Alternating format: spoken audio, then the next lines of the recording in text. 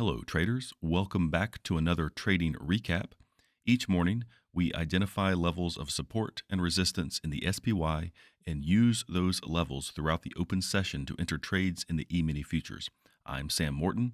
It is 7:53 a.m. Eastern right now on Thursday, July 18, 2024. The levels you see here on your screen are good to go for the day. If and when the SPY hits these levels, trades will be entered in the E-minis following a set of rules.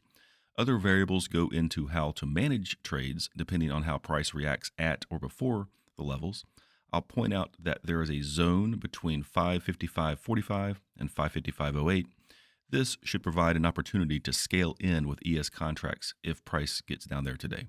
Whatever happens, we'll come back to this same chart after the closing bell today to analyze any trades that were taken. See you then. We are back. It's 6:40 p.m. and we have a lot to unpack.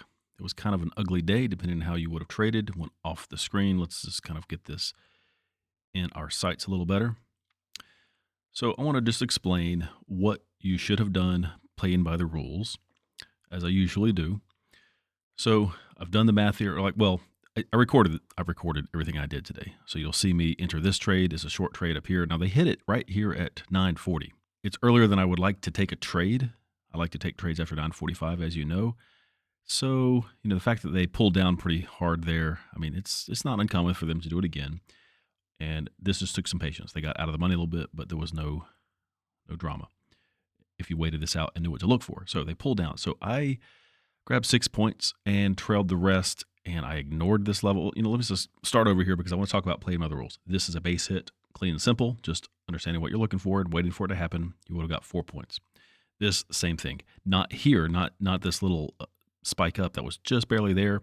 You could have exercised the, some caution and jumped out at a wash, but once they got under here, there still wasn't enough time, the right closes, to call this a fumble, and they came up and gave more than a base hit there. So just 4 points, strictly playing by the rules. And you had the option here based on what they just did with this little spike. They came up really close.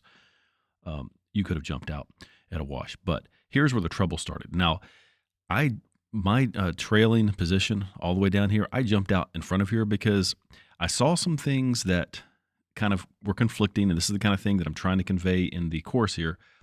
This is an important area, and I'll show you why I thought it was important. I'll show you how I calculated it or where it came from. Not exactly how I calculated it, but where it came from.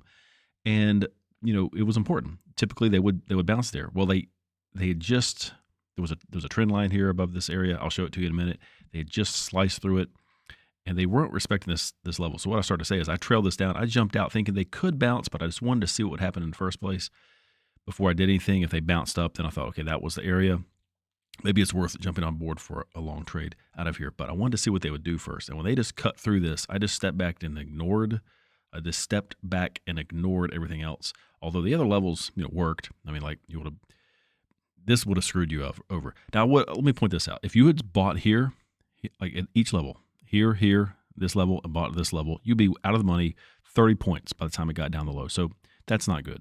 That's enough for me to hit the max loss limit, even though you gained 8 up here. You're over 20 ES points. I don't like that. However, I did the math. The average would be somewhere in this neighborhood, and it just barely would have given 4 points from that average entry point if you'd waited. But would you have waited? Probably not likely. If I were in this and nothing was acting right, I probably would have gotten some pretty cold feet down here, or even before.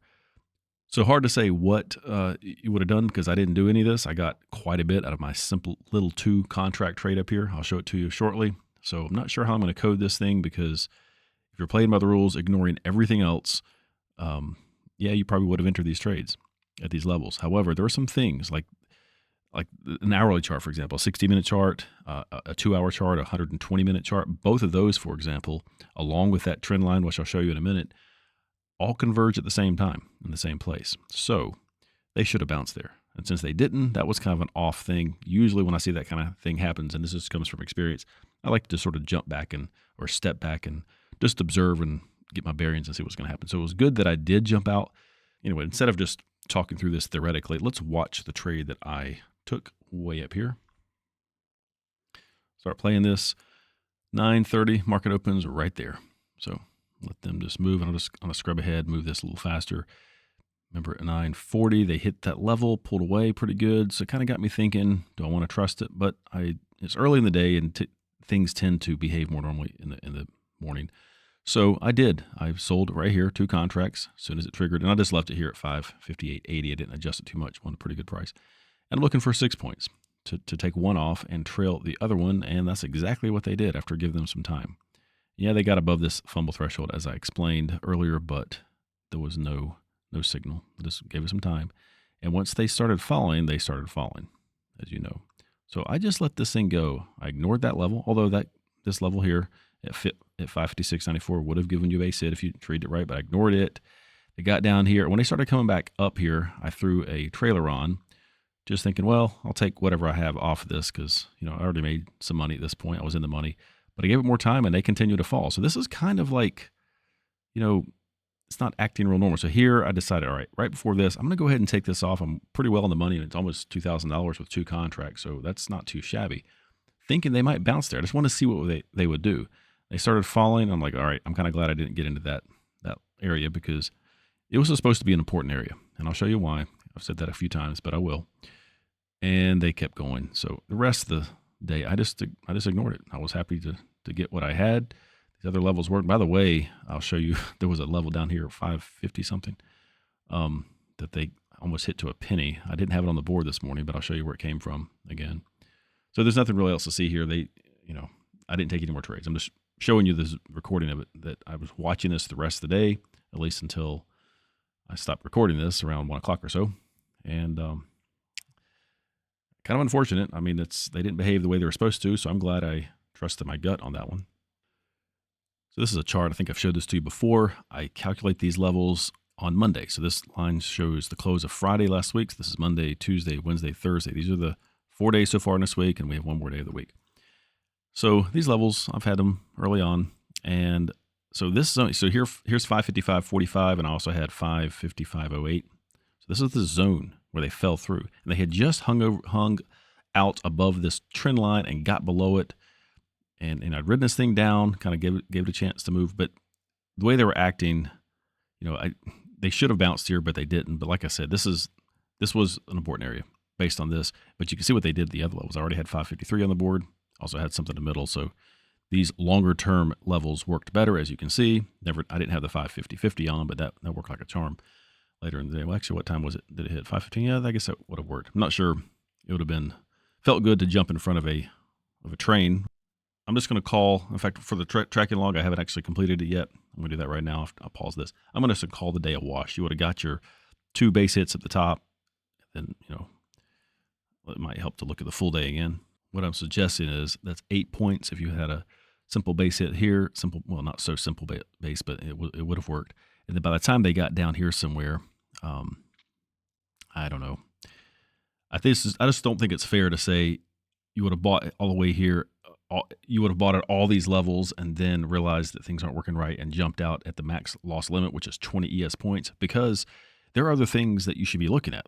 The hourly chart, the 120-minute chart, I already talked about that. They busted right through some very important moving averages. That's not supposed to happen either. So it would have probably been more prudent to jump out earlier. So, let's call it, 8-10 points loss, maybe a dozen points or so. Maybe you're out of the money and your net is negative for the day. Jump out at a $300 or $400 loss. That'd be a lot safer than just riding this whole thing down.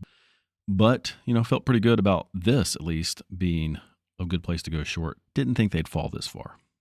I guess I'll consider myself somewhat lucky for just trusting my gut again and getting 1950 on 2 contracts. So I hope you'll agree with me to say that while you have the 2 base hits here, so that's 8 points. After watching what was going on, things looked off. You would have jumped out at a wash or boarded the trade at some point, break even, or maybe out of the money. So, hard to say what you would have done, but I don't think it's fair to say you would have ended at the zero break line, at the break even line. So, how about this? Base hit 8 points, fumble 14 or so, and as things aren't working out, you just jump out. Not sure the other trades would have been traded necessarily. Like I said, I didn't do it. And the only reason I didn't trade these is because of what I'm seeing on all these other charts, the very things that I'm teaching in this course of what to look for, why if something's not quite right, it's just much safer to step aside and be a spectator. And so the other log is what I did, and basically a 6-point trailer, or sorry, a 6-point base hit on the first half of a 2-contract position, and I trailed it down quite a bit to get 19.5 points because my 2-contract position netted me 1950. So pretty good day. And that's pretty much it for today. But anyway, thanks for tuning in to this recap today. And if you found this helpful and learned something, maybe you learned the hard way, please don't forget to hit that like button, subscribe if you would, please. But in any case, we will be back at it tomorrow morning. Thank you, and have a great rest of your day.